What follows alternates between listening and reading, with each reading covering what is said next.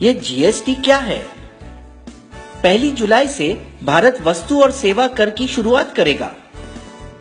पहले यदि आप विनिर्माता थे तो आपसे एक कर वसूला जाता था जिसे उत्पाद शुल्क या एक्साइज कहते थे।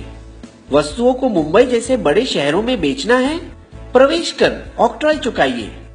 अपनी दुकान से माल बेच रहे हैं, बिक्री कर। खरीदी कर रहे हैं, वैट चुकाइए, मूल्य सम्मार्जित कर। सिनेमा, मनोरंजन कर।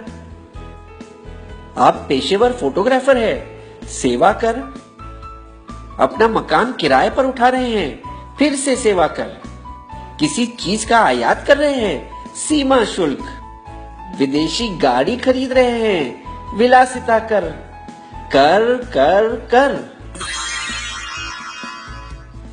अमेरिका के संस्थापक पिताओं में से एक और $100 की नोट पर चमकते चेहरे बेंजामिन फ्रैंकलिन ने एक बार कहा था, जिंदगी में केवल 2 ही चीजें तय हैं, मौत और कर।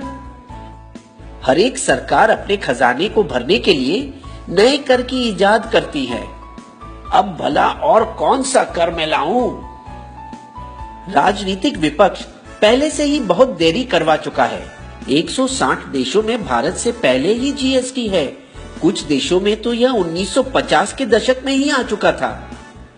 तो क्या हमें चिंता करनी चाहिए कि इसकी वजह से हमें ज्यादा कर अदा करने होंगे, या हमें खुशी होनी चाहिए कि कर कम होंगे?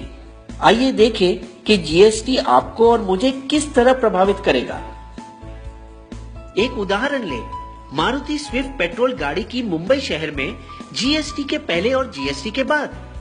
समझिए कि गाड़ी का दाम 100 रुपए है, जैसे कि केंद्रीय उत्पाद शुल्क 12.5%, सेस 1%, प्रवेश कर 4.5%, वैट 13.5%, भाड़ा 5 और बीमा 2%।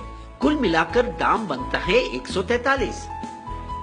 अब देखिए जीएसटी के बाद वाली दुनिया में भाड़ा 5 और बीमा 2% तो रहेगा, और फिर होगा एक ही टैक्स जीएसटी, जिसे जोड़कर दाम बनता है 139, यानी 4% सस्ता। दिल्ली राज्य के अलग करों की वजह से यह दाम बढ़ेगा। 85 वस्तुओं 1211 में से फल, सब्जी, गुड़, अनाज और दूध पर कोई कर नहीं। जीएसटी को 4 वर्गों में अलग किया गया। 5% शक्कर, चाय, कॉफी, खाने का तेल।